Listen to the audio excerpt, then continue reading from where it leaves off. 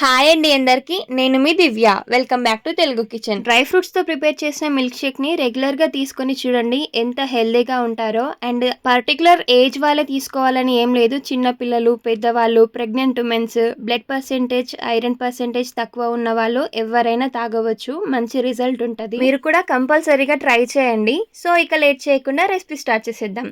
So ఒక బౌల్లోకి 5 జీడిపప్పులు, 5 బాదాంలు, అలాగే 5 కిస్మిస్లు, ఈ 3 కూడా ఈక్వల్ క్వాంటిటీలో తీసుకోండి. అలాగే ఇంకా డేట్స్, ఒక 3 డేట్స్ని తీసుకొని వాటి సీడ్ని రిమూవ్ చేసేసి తీసుకోండి. ఇక్కడ నేను చూపిస్తున్న క్వాంటిటీ అన్నీ కూడా ఒక పర్సన్ కోసం ప్రిపేర్ చేయడానికి అనమాట. సో మీరు ఒక 2 మెంబర్స్కి అలా చేయాలనుకుంటే ఇవన్నీ క్వాంటిటీస్ కూడా డబుల్గా తీసుకోండి. సో ఇలాగా అన్ని డ్రై ఫ్రూట్స్ని తీసుకున్న తర్వాత ఇప్పుడు వీటిలోకి కొద్దిగా గోరువెచ్చగా ఉన్న వాటర్ని తీసుకోండి. మరి ఎక్కువగా ఉన్నవి కాకుండా గోరువెచ్చగా ఉన్నవి మాత్రమే తీసుకొని నానబెట్టండి. సో ఇలాగా గోరువెచ్చని నీళ్లు వేసుకున్న డ్రై ఫ్రూట్స్ని ఒక 1 అవర్ పాటు కంపల్సరీగా నానబెట్టండి. ఇక్కడ మళ్ళీ నేను మీకు 1 అవర్ తర్వాత చూపిస్తున్నాను. చూడండి, డ్రై ఫ్రూట్స్ అన్నీ కూడా చక్కగా నానిపోయాయి కదా. ఇప్పుడు మనం నెక్స్ట్ వీటిని గ్రైండ్ చేసుకోవాలన్నమాట. సో వీటన్నిటిని ఒక మిక్సీ జార్లోకి వేసుకోండి. అలాగే ఇందులోకి ఒక గ్లాస్ పాలను కూడా తీసుకోండి. వెయిట్ వైజ్గా వచ్చేసి 200 ml వరకు తీసుకోండి.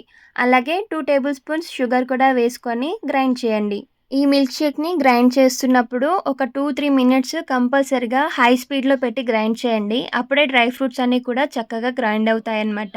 ఆ తర్వాత గ్లాస్లోకి సర్వ్ చేసుకొని పైనుండి కాస్త డ్రై ఫ్రూట్స్ని గార్నిష్ చేసుకున్నారంటే మనల్ని హెల్దీగా ఉంచే dry fruits milk shake ready అయ్యింది. సో ఈ విధంగా ప్రిపేర్ చేసుకుని రెగ్యులర్గా తాగామంటే కంపల్సరిగా మంచి రిజల్ట్ ఉంటుంది. మీరు కూడా ట్రై చేయండి. అలాగే రెసిపీ నచ్చితే వీడియోకి లైక్ చేసి మన ఛానల్ని సబ్స్క్రైబ్ చేసుకోవడం మర్చిపోకండి. Thank you for watching.